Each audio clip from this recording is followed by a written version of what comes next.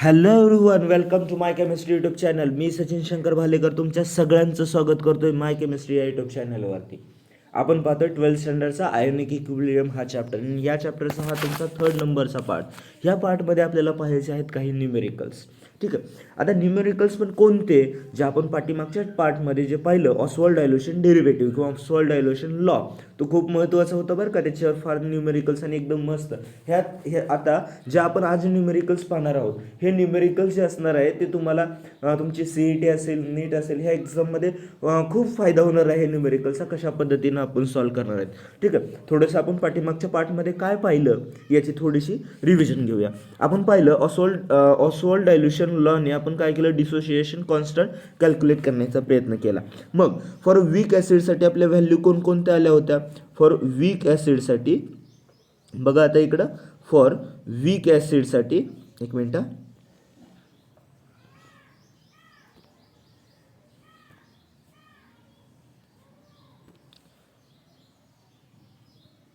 For weak ॲसिडसाठी आपल्या value कोणकोणत्या आल्या होत्या. तर डिसोसिएशन कॉन्स्टंट आपलं जे काय ॲसिडचं आहे ते कशानं रिप्रेझेंट करतो म्हणून सांगितलं होतं आपण, KN. ठीक आहे, KN रिप्रेझेंट करतो. काय व्हॅल्यू होती आपली डिसोसिएशन कॉन्स्टंटची, तर नीट बघा. For acid Ka is equal to alpha square into C/1 हे आपल्याला रिलेशन भेटलं होतं.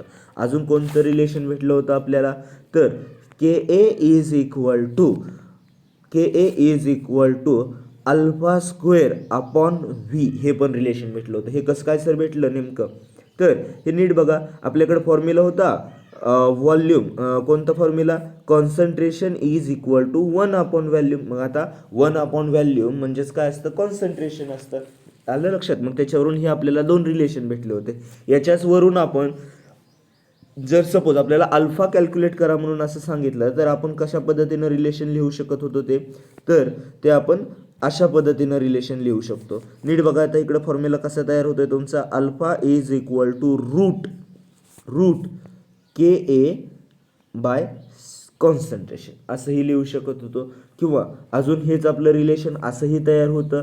कसं, तर नीट बघा इकडं, alpha is equal to root Ka into V. ठीक आहे. म्हणजे हे 4 रिलेशन आपल्याला भेटले होते फॉर डिसोसिएशन कॉन्स्टंट कॅल्क्युलेट करण्यासाठी इन वीक ॲसिडसाठी. सर मग आता मला सांगा बाबा, आपण जर वीक बेस कॅल्क्युलेट केलं तर ते ऑसवाल्ड डायल्युशनने त्याचे फॉर्म्युले तयार करता येतात का. हो येतात. सेम असेच येतात तुमच्याकडे फॉर्म्युले. जसं आपण आता फॉर वीक ॲसिडसाठी कॅल्क्युलेट केलं, तसेच आपण वीक बेससाठी पण कॅल्क्युलेट केलं होतं. कसं आले फॉर्म्युले आपले, फॉर वीक बेस. ठीक आहे. फॉर वीक बेससाठी आपले रिलेशन काय काय आले होते. आणि वीक बेस हे कसं रिप्रेझेंट करतो, dissociation constant of weak base KB न रिप्रेझेंट करतो. आणि KBच्या व्हॅल्यू काय आल्या होत्या, सेम त्याच येणार आहे, त्या वेगळं काहीच येणार नाही. KB is equal to alpha square into C/1 हे एक रिलेशन आपल्याला भेटलं होतं. अजून कसं भेटेल, तर KB is equal to alpha square by V. Same तेच फॉर्म्युला, कारण कॉन्सन्ट्रेशनचा फॉर्म्युला काय आहे, concentration is equal to 1/V हा फॉर्म्युला आपल्याकडे. ठीक आहे. हे रिलेशन भेटलं होतं. सर जर आपल्याला अल्फा कॅल्क्युलेट करायला सांगितलं तर कशा पद्धतीनं रिलेशन होईल, सेम असंच होणार आहे रिलेशन. कसं तयार होणार आहे ते बघा, alpha is equal to root KB upon C झालं रिलेशन. सर व्हॅल्यूमसाठी alpha is equal to root KB into V झाले रिलेशन. अशा पद्धतीने तुमचे रिलेशन आपण पाठीमागच्या चॅप्टरमध्ये पाहिले होते. आता ह्याच न्यूमेरिकलच्या बेसिसवरती आपल्याला काय पाहायचं आहे, तर आपल्याला आता काही न्यूमेरिकल सॉल्व्ह करायचे आहेत. चला मग बघूया फर्स्ट न्यूमेरिकल्स आपलं ह्या चॅप्टरमधलं, जो खूप महत्त्वाचं आहे. ठीक आहे. बघा काय दिलेलं आहे न्यूमेरिकल्स आपल्याला. फर्स्ट प्रॉब्लेम दिलेला आहे problem number 3.1. Weak monobasic acid is 0.05% dissociated in 0.02 molar solution. Calculate the dissociation constant of acid. First of all सगळ्यात महत्त्वाचं इथं तुम्हाला समजून घ्यायचं आहे. काय समजून घ्यायचं आहे, जे आपल्याला काय दिलेलं आहे आणि काय कॅल्क्युलेट करायला सांगितलेलं आहे ते आपल्याला जो दिलेला आहे तो नीट बघा. वीक मोनोबेसिक ॲसिड दिलेला आहे, म्हणजे इथं फर्स्ट ऑफ ऑल हे लगेच डोक्यामध्ये क्लिक झालं पाहिजे. आपल्याला जो दिलेला आहे म्हणजे इथं डिसोसिएशन कॉन्स्टंट कॅल्क्युलेट करायचं आहे, ते कुणा असं कॅल्क्युलेट करायचं आहे, ॲसिडसाठीचं कॅल्क्युलेट करायचं आहे. म्हणजे आपल्याला Ka कॅल्क्युलेट करायचं आहे, हे लगेच आपल्याला इथं क्लिक झालं पाहिजे. ठीक आहे, मग बघूया आपल्याला गिव्हन काय काय दिलेलं आहे.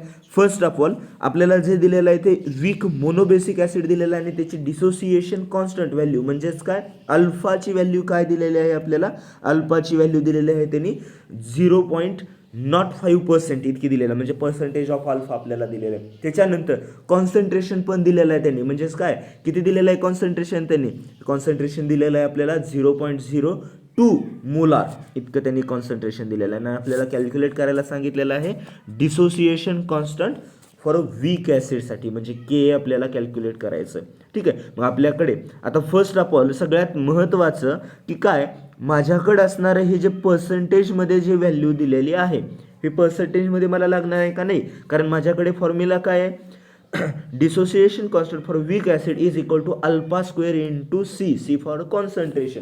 ठीक आहे, मग आधी मला पर्सेंटेजचं कन्व्हर्जन अल्फाची म्हणजे फर्स्ट ऑफ ऑल अल्फाची व्हॅल्यू काढावी लागेल, जी मला इथं कशामध्ये दिलेलं आहे, पर्सेंटेजमध्ये दिलेलं आहे.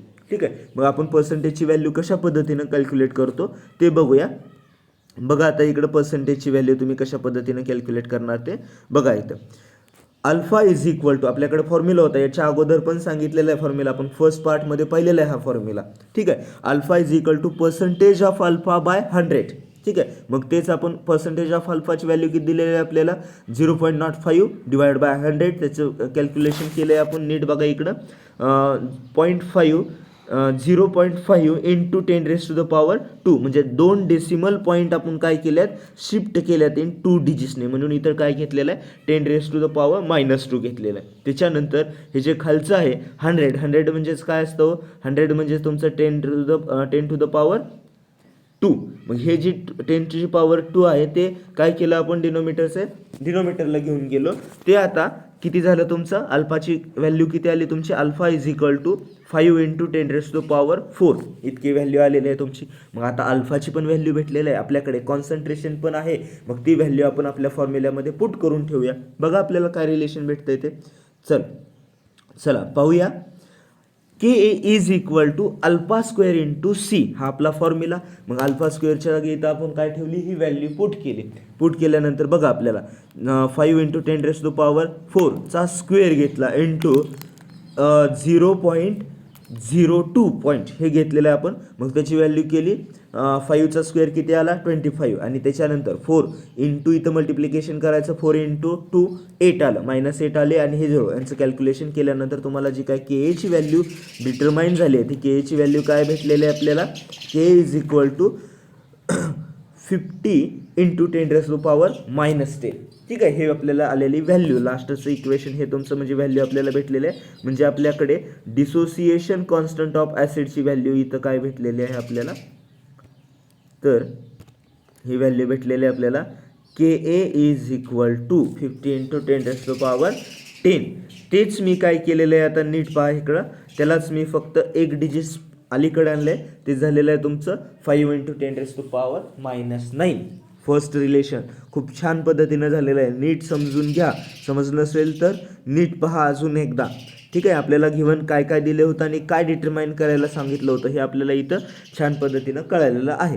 आता बघा हा फर्स्ट प्रॉब्लेम आपला सॉल्व्ह झालेला आहे. आता आपण पाहूया प्रॉब्लेम नंबर 2. ठीक आहे, आता हा प्रॉब्लेम नंबर जो 2 आहे काय दिलेलं आहे आपल्याला, फर्स्ट ऑफ ऑल ते नीट पाहूया.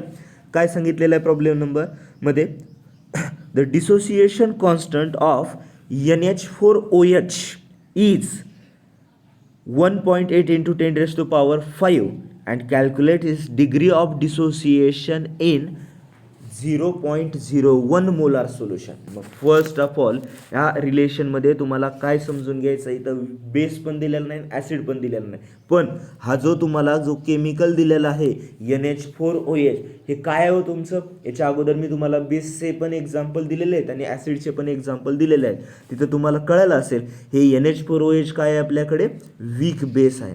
काय आहे, वीक बेस आहे. ठीक आहे, तुम्हाला तुमच्या प्रॉब्लेममध्ये दिलं जात नाही की बाबा काही वेळेस हे वीक बेस आहे त्यावेळेस आपल्याला काही एक्झाम्पल माहीत असणं गरजेचं आहे. NH4OH काय आहे तुमचं वीक बेस आहे. मग आता हा जर तुमच्याकडे वीक बेस असेल तर त्याचं डिसोसिएशन कॉन्स्टंट आपल्याला व्हॅल्यू दिलेली आहे. डिसोसिएशन कॉन्स्टंट म्हणजे आपल्याला गिव्हनमध्ये केबीची व्हॅल्यू दिलेली आहे.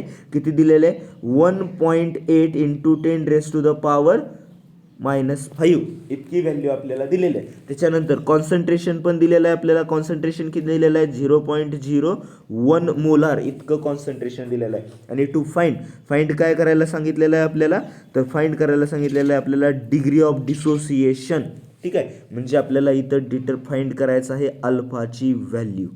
ठीक आहे, आता सगळंच आपल्यापाशी तर पटकन फाइंड करून घेऊया. बघा इकडं आता कशा पद्धतीने हे सगळं गिव्हनच्या व्हॅल्यू. आता सगळ्यात महत्त्वाचं आपल्याकडे फॉर्म्युला काय आहे? रिलेशन काय आहे? वीक बेससाठीचं सेम आहे. KB is equal to α² into C हे आपल्याकडे रिलेशन आहे. मग α² इज इक्वल टू KB/C हे रिलेशन तयार झालं. मग त्याचंही अजून रिलेशन केलं. इकडचा स्क्वेअर काढला, इकडच्या बाजूला काय झाला? तुमचा रूट तयार झाला. मग α इज इक्वल टू √KB/C. आता KBची व्हॅल्यू आपल्याकडे आहे, Cची पण व्हॅल्यू आपल्याकडे आहे. दोन्ही व्हॅल्यू पुट केल्या आणि दोन्ही व्हॅल्यू पुट केल्यानंतर आपल्याला कोणतं रिलेशन भेटतं? तर नीट बघा, आपल्याला रिलेशन भेटतं लास्टला α is equal to 18 into 10⁻⁻⁻ 6 into 10⁻²/1. फक्त काही केलेलं नाही, याच्यामध्ये सॉल्व केलेलं आहे आणि सॉल्व केल्यानंतर तुम्हाला अल्फाची व्हॅल्यू इथं भेटलेली आहे. अल्फाची व्हॅल्यू किती भेटते तुम्हाला? छान पद्धतीने तुम्ही हे सॉल्व करू शकता. एकदम साधा आहे. ठीक आहे, रूट पाहायचा आपण लॉग टेबलमध्ये रूट याचा स्क्वेअर रूट पाहिलेला आहे आणि तो लिहिलेला आहे. किती आलेला आहे स्क्वेअर रूट त्याचा? 4. नीट बघा, त्याचा आलेला आहे 4.242 इंटू 10⁻⁻² आणि त्याच्यानंतर हे -2 आतमध्ये मल्टिप्लाय केल्यानंतर तुमच्याकडे व्हॅल्यू भेटते 0.04842. ठीक आहे, ही आलेली आपली कसली व्हॅल्यू आलेली आहे? Degree of dissociation. खूप छान होतं हे न्यूमेरिकल्स आणि एकदम सोपं होतं. ठीक आहे, सगळ्यांना समजलं असेल. काही नाही आहे, फक्त फॉर्म्युला पुट करायचं आणि सगळ्यात महत्त्वाचं जे तुमच्याकडे असणारं न्यूमेरिकल सहाय्यक आहे याचा फक्त तुम्हाला मिनिंग समजला पाहिजे. फॉर्म्युले तुमच्यापाशी फक्त 2 आहेत. ऑसवॉल्ड डायल्युशनचे आपल्याकडे पहिल्यांदा सुरुवातीलाच तुम्हाला रिलेशन सांगितलेलं आहे. KAचं रिलेशन, KA म्हटलं की काय? वीक ॲसिडसाठी दिलेलं असणार आहे आणि KB फॉर वीक बेससाठी रिलेशन असणार आहे. फक्त तुम्हाला न्यूमेरिकल्स व्यवस्थित समजणं गरजेचं आहे. न्यूमेरिकल्स एकदा समजलं की तुम्ही इझिली ते सॉल्व करू शकता. आता बघूया आपण प्रॉब्लेम नंबर 3 तुमचा काय दिलेला आहे तो. बघा, प्रॉब्लेम नंबर 3 आपल्याला काय दिलेला आहे? Weak monobasic acid is 12% dissociation in 0.05 molar. ठीक आहे, आपल्याला म्हणजे कॉन्सन्ट्रेशन पण दिलेलं आहे आणि त्याच्यानंतर अल्फाची व्हॅल्यू पण दिलेली आहे. मोनोबेसिक ॲसिड डिसोसिएशनची व्हॅल्यू पण दिलेली आहे. त्यांच्याने विचारलेलं आहे व्हॉट इज द अल्फा, म्हणजे what is the percentage of dissociation in 0.15 molar solution. म्हणजे किती साधं सिंपल एकदम भारी न्यूमेरिकल्स आहे. ठीक आहे, फक्त मेंदूला तुमच्या चालना पोचणार आहे इथं. जर तुम्ही शांत पद्धतीने या न्यूमेरिकल्सकडे बघितलं की तुम्हाला इझिली सॉल्व्ह होणार आहे. अवघड असं काय नाही.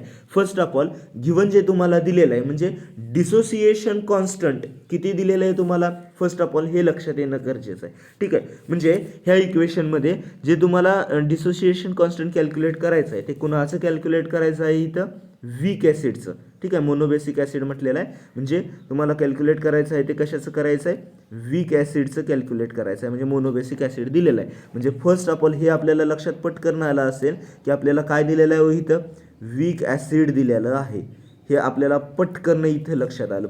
मग वीक ॲसिड लक्षात आलेलं आहे. त्याच्यानंतर अल्फा किती दिलेलं आहे तुम्हाला? डिसोसिएशन मीन्स काय? अल्फा, पर्सेंटेज ऑफ अल्फा किती दिलेलं आहे तुम्हाला? 12%. ठीक आहे, म्हणजे हे दिलेलं आहे. बघूया आता आपण न्यूमेरिकल्स कशा पद्धतीनं सॉल्व करतोय. फर्स्ट ऑफ ऑल गिव्हनमध्ये बघा वीक ॲसिड दिलेलं आहे. ठीक आहे, पर्सेंटेज ऑफ अल्फा 12% दिलेला आहे आणि पर्सेंटेज ऑफ अल्फा 12%ला त्याचं कॉन्सन्ट्रेशन किती असेल? तर त्याचं कॉन्सन्ट्रेशन असेल तुमचं 0.05 मोलार इतकं कॉन्सन्ट्रेशन असेल. तर मग प्रश्नामध्ये काय विचारले? What is the percentage of dissociation in 0.15 molar solution. मग जर सपोज तुमच्याकडे असणारं 12% म्हणजे 0.05 मोलार कॉन्सन्ट्रेशनला तुमच्या अल्फाची व्हॅल्यू 12% होती, तर ती व्हॅल्यू काय म्हटलेली आहे बघा, 0.15 मोलार ह्या कॉन्सन्ट्रेशनला अल्फाची व्हॅल्यू किती असेल हे आपल्याला इथं कॅल्क्युलेट करायचं आहे. मग चला एकदम सोपं आहे. फर्स्ट ऑफ ऑल काय करूया, जे पहिलं रिलेशन दिलेलं आहे आपल्याला अल्फाची व्हॅल्यू दिली आहे त्याला 1 मानूया. अल्फा 1 इज म्हणजे percentage of alpha 1 is equal to 12% आणि त्याचं कॉन्सन्ट्रेशन किती दिलेलं आहे तुम्हाला 0.05 मोलार. ठीक आहे, म्हणजे त्याला आपण C1 म्हटलेलं आहे. आणि त्याच्यानंतर तुम्हाला जे कॉन्सन्ट्रेशन दिलेलं आहे ज्याची आपल्याला व्हॅल्यू कॅल्क्युलेट करायची आहे त्याच्यासाठी आपण C2 is equal to 0.15 molar असं समजूया आणि अल्फा 2ची व्हॅल्यू इथं कॅल्क्युलेट करूया. ठीक आहे, मग त्याच्यासाठी आपण ठीक आहे इथं तुम्ही क्रॉस मल्टिप्लिकेशनने सध्या कॅल्क्युलेट करू शकता. ठीक आहे, म्हणजे मला हे आणि हे दिलेलं आहे तर मी C2 पण दिलेलं आहे, तर अल्फा 2 आपल्याला कॅल्क्युलेट करायचं आहे. काही वेळेस तसं बरोबर येतं, पण आपल्याकडे जे फॉर्म्युला आहे त्या फॉर्म्युल्यानं आपण काढू शकतो. त्याच्यासाठी फक्त आपल्याला 2 रिलेशनं तयार करावी लागतील. कोणकोणती रिलेशन ते नीट बघा आता इकडं. फर्स्ट ऑफ ऑल पहिलं रिलेशन आपल्याकडे असणारं के, ठीक आहे, म्हणजे वीक ॲसिडसाठी K1 म्हणजे काय आहे इथं आपला first of all dissociation constant for a weak acid 1 is equal to alpha square 1 into concentration 1. हे तुमचं रिलेशन तयार झालेलं फर्स्ट रिलेशन.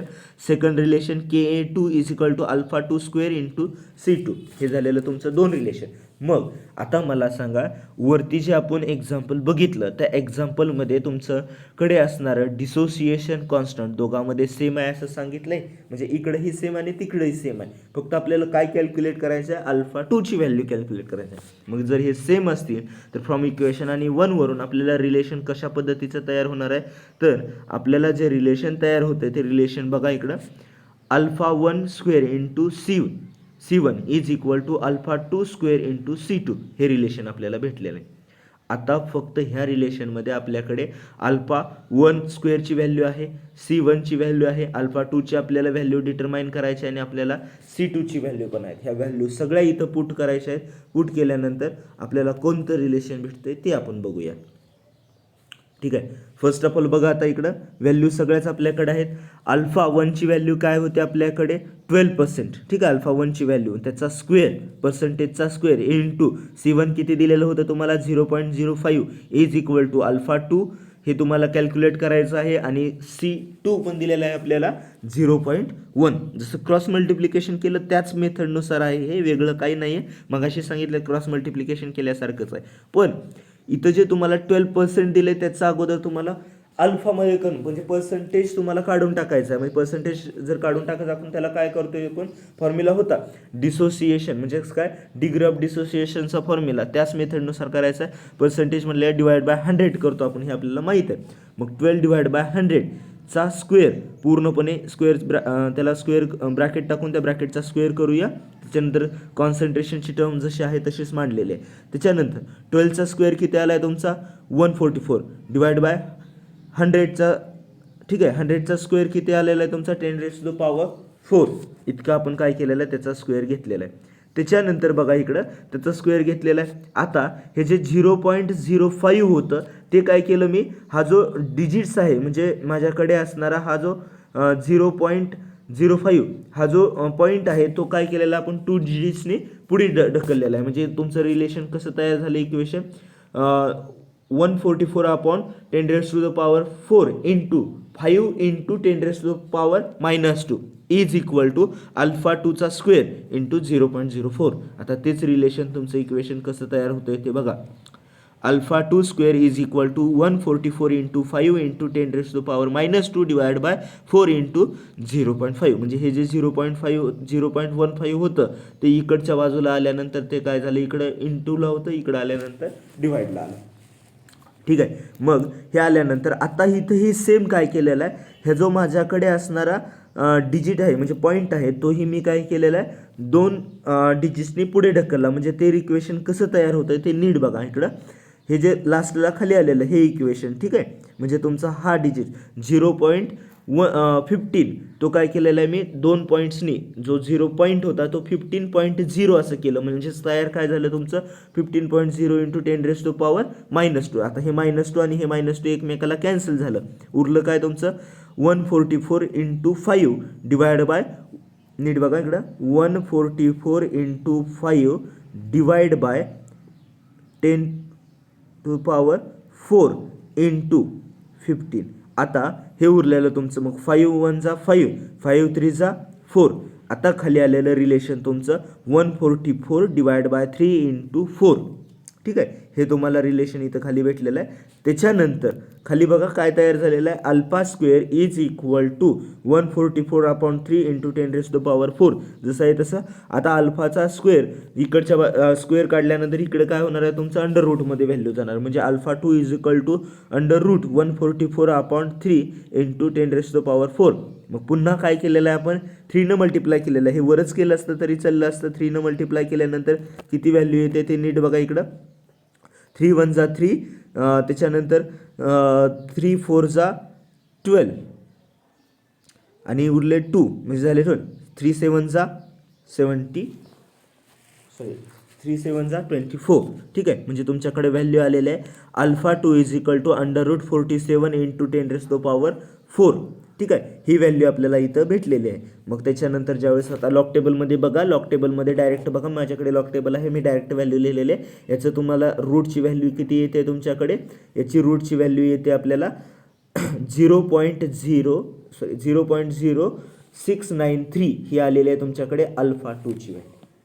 ठीक आहे, आता मला हे पर्सेंटेजमध्ये काढायचे आहे. मग आपल्याला जर पर्सेंटेजमध्ये काढायचं आहे तर इंटू काय करावं लागेल, त्याला 100 करावं लागेल. मग तुमचं लास्टचं पर्सेंटेजमध्ये किती आलं, तुमचं percentage of alpha 2 is equal to 6.93%. आलं लक्षात. नीट छान पद्धतीनं समजून घ्या हे इक्वेशन. जरा थोडंसं प्रॉब्लेम थोडासा मोठा आहे, जास्त काही मोठा नाही आहे, पण एकदम भारी प्रॉब्लेम आहे, एकदम आसान था, काही याच्यात अवघड नाही आहे प्रॉब्लेममध्ये.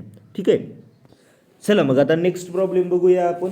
नेक्स्ट प्रॉब्लेममध्ये आपल्याला काय पाहायचं आहे, नीट बघा. प्रॉब्लेम आहे तुमचा आता 3.4. काय सांगितलेलं आहे याच्यामध्ये, calculate the concentration of H3O+ in 0.1 मोल पर DM³ solution of acetic acid. आता तुम्हाला कॅल्क्युलेट करायचं आहे कॉन्सन्ट्रेशन. कुणाचं कॉन्सन्ट्रेशन कॅल्क्युलेट करायचं आहे तुम्हाला, H3O+चं कॉन्सन्ट्रेशन तुम्हाला कॅल्क्युलेट करायचं आहे. त्याच्या अगोदर सगळ्यात महत्त्वाचं हे रिलेशन सगळ्यांनी लक्ष देऊन ऐकायचं आहे. हे रिलेशन तुम्हाला CET नीटच्या पेपरमध्ये सध्या फार उपयोगाला पडणार आहे. कोणतं रिलेशन, आता इथं तुमच्याकडे असणारा एक रिलेशन नीट बघा. ज्यावेळेस तुम्ही डिसोसिएशन कॉन्स्टंट कॅल्क्युलेट करताय, म्हणजे अल्फाची व्हॅल्यू कॅल्क्युलेट करताय फॉर ॲसिडसाठी, तर कसा फॉर्म्युला तयार होतो ते बघा. Concentration of H+ divide by C.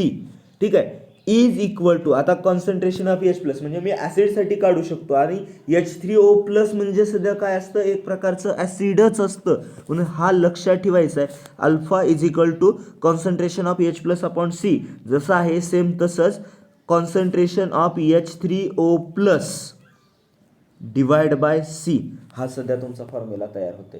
ठीक आहे, म्हणजे हा रिलेशन तुम्हाला खूप लक्षात ठेवावं लागणार आहे, याच्यावरती प्रॉब्लेम पडतात. ठीक आहे, alpha is equal to concentration of H+ divide by C is also equal to concentration of H3O+ is equal to divide by C. हे रिलेशन तुम्हाला लक्षात ठेवावं लागणार आहे. या फॉर्म्युल्यावरूनच आपल्याला हे इक्वेशन सुटणार आहे. नीट बघूया आता इक्वेशन काय म्हणते तुमचं ते. मग बघा इकडे गिवन डाटामध्ये आपल्याला काय काय दिलेलं आहे. फर्स्ट ऑफ ऑल हे तर आपल्याला कळालं की या इक्वेशनमध्ये तुम्हाला काय दिलेलं आहे, तर या इक्वेशनमध्ये तुमच्याकडे असणारा ॲसिड दिलेला आहे. ठीक आहे, फर्स्ट ऑफ ऑल नाव काय दिलेलं आहे त्या ॲसिटिक ॲसिडचं, ठीक आहे, ॲसिटिक ॲसिड असं दिलेलं आहे. त्याच्यानंतर याच्यामध्ये अजून गिवन काय दिलेलं आहे, तर कॉन्सन्ट्रेशन दिलेलं. कॉन्सन्ट्रेशन किती दिलेलं आहे तुम्हाला, 0.1 मोल पर DM³ दिलेला आहे. आणि त्याच्यानंतर एक व्हॅल्यू दिलेली आहे, ती म्हणजे कोणती, dissociation constant for a weak acid, म्हणजे कशासाठी दिलेलं आहे, ॲसिटिक ॲसिडची व्हॅल्यू दिलेली आहे 1.1 इंटू 10⁻⁻5 ही व्हॅल्यू दिलेली आहे. फाइंड करायला सांगितलेलं आहे आपल्याला कॉन्सन्ट्रेशन ऑफ H3O+. ठीक आहे, ही व्हॅल्यू आपल्याला पुट करायची आहे याच्यामध्ये. मग हे डिटरमाइन करायचे. आता मग डिटरमाइन केलेलं आपल्याकडे फॉर्म्युला आत्ताच तुम्हाला सांगितलं आहे. जर तुम्हाला डिसोसिएशन कॉन्स्टंट म्हणजेच काय, तुम्हाला अल्फा कॅल्क्युलेट करायचा असेल, डिग्री ऑफ डिसोसिएशन कॅल्क्युलेट करायचा असेल, तुमच्याकडे असणारा ॲसिड म्हणजेच काय, H+/C म्हणजेच काय असतं तुमचं H3O+/C ही व्हॅल्यू सध्या असते. मग हे दोन्ही रिलेशन आपल्याकडे आहेत. हे रिलेशन ठेवून आता आपण कॅल्क्युलेशन करून बघूया. नीट बघा इकडं कसं कॅल्क्युलेट केलेलं आहे. मग concentration alpha is equal to formula मांडला आहे, तयार काय झालेला आहे, concentration of H3O plus is equal to alpha into C. ठीक आहे, हे सी काय झालेलं आहे, फक्त इकडच्या बाजूला जाऊन मल्टिप्लाय झालेला आहे अल्फाला आणि तयार झालेला तुमचा हा फॉर्म्युला. मग तुम्हाला कॅल्क्युलेट फर्स्ट आपण आता माझ्याकडे असणारा अल्फाची व्हॅल्यू आहे का हो इथं, नाही. कॉन्सन्ट्रेशन काढायचं पण माझ्याकडे अल्फाची व्हॅल्यू नाहीच आहे. मग मला काय करावं लागेल, आधी अल्फाची व्हॅल्यू कॅल्क्युलेट करून घ्यावी लागेल. मग त्याच्यासाठी फॉर्म्युला काय आहे माझ्याकडे, KA is equal to alpha square into C.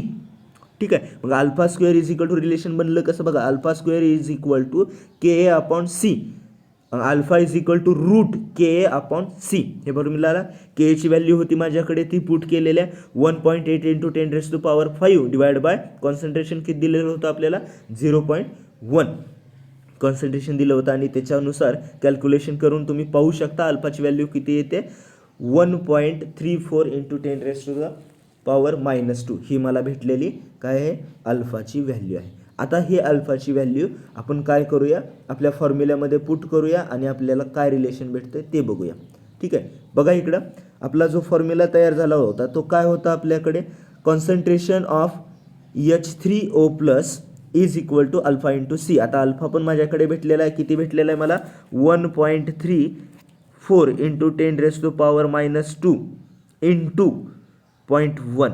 ठीक आहे, हे रिलेशन भेटलेलं आहे. आता नीट बघा, हे जे 0.1 आहे त्याला मी असं पण लिहू शकतो 1.34 इंटू 10⁻² इंटू, आता हे जे आहे हा जो माझ्याकडचा डिजिट्स आहे म्हणजे पॉईंट आहे तो काय केला मी 1 डिजिट्सनी पुढे ढकलला. मग तयार कसं झालं 10⁻⁻1. आता -1 आणि -2 किती झालं, मल्टिप्लाय यांची काय करायची, सम करायची आणि मायनसचं साईन द्यायचं. म्हणजे तुमच्याकडे कॉन्सन्ट्रेशन ऑफ H3O प्लस किती भेटलं, तर तुमच्याकडे concentration of H3O plus is equal to 1.34 into 10⁻³ mole per DM³ और लिटर. आले लक्षात. सगळे प्रॉब्लेम आपण इथं बघितलेले आहेत, खूप छान पद्धतीनं समजून घेतलेले आहेत चारही न्यूमेरिकल्स आणि ह्या चारही न्यूमेरिकल्सचा तुम्हाला नक्कीच फायदा पडणार आहे नीट CETवरून. तुम्हाला याच्यामध्ये फक्त काय ह्याच्या डिसोसिएशन कॉन्स्टंट होती म्हणजे ऑसवाल्ड लॉवरती तुम्हाला हे रिलेशन विचारलेले जातात पेपरमध्ये, हे लक्षात ठेवा. याच्यानंतरचा पार्ट आपण उद्याच्याला पुढच्या लेक्चरमध्ये पाहूया. ठीक आहे.